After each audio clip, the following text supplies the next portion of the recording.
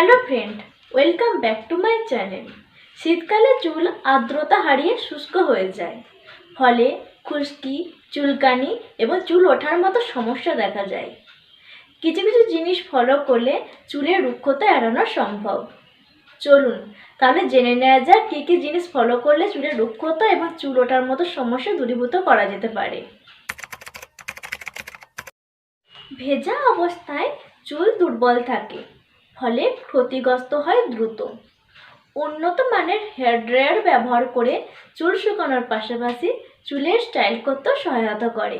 দুর্বল চুলকে রক্ষা করতে হেয়ার ড্রায়ার ব্যবহার করে তাড়াতাড়ি চুল শুকিয়ে নেওয়ার চেষ্টা করবেন। তবে ভেজা চুল নিয়ে কখনোই বাইরে যাবেন না বা ক্লেচার দিয়েও আটকে রাখবেন না। এতে চুলের অনেক ক্ষতি হয় এবং চুলকে দুর্বল করে দেয়। যেহেতু চুল সেই সময় ভেজা থাকে, তার ফলে চুলের গোড়া অনেক সময় নরম থাকে এবং চুল ওঠার সম্ভাবনা অনেক বেড়ে যায়। শীতকালে মাথার ত্বক তুলনামূলকভাবে শুষ্ক থাকে, ফলে খুশকি এবং চুলকানির মতো সমস্যা দেখা যায়।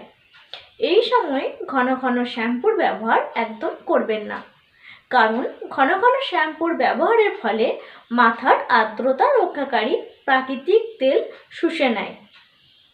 যখনই শ্যাম্পু ব্যবহার করবেন তখন উন্নত মানের কন্ডিশনার ব্যবহার করার চেষ্টা করবেন, কারণ কন্ডিশনার মাথার চুলের শুষ্কতা রক্ষা করতে সাহায্য করে এবং ড্যামেজের হাত থেকে অনেক পরিমাণ রক্ষা করে।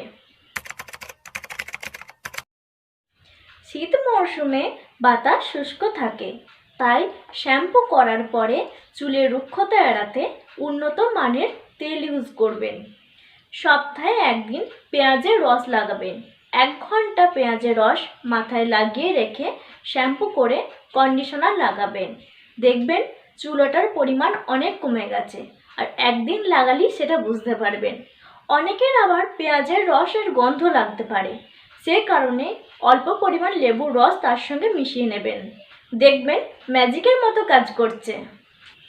আমি এই নন্দুরবার অনিয়ন অয়েলটা অনলাইন থেকে পারচেস করেছি, তো এটা কিন্তু যথেষ্ট ভালো। এর সঙ্গে 3টে প্রোডাক্ট ছিল, শ্যাম্পু, কন্ডিশনার, অয়েল। আপনারা চাইলে আমি ডেসক্রিপশন বক্সে লিঙ্ক দিয়ে দেবো, অবশ্যই চেক করে নেবেন।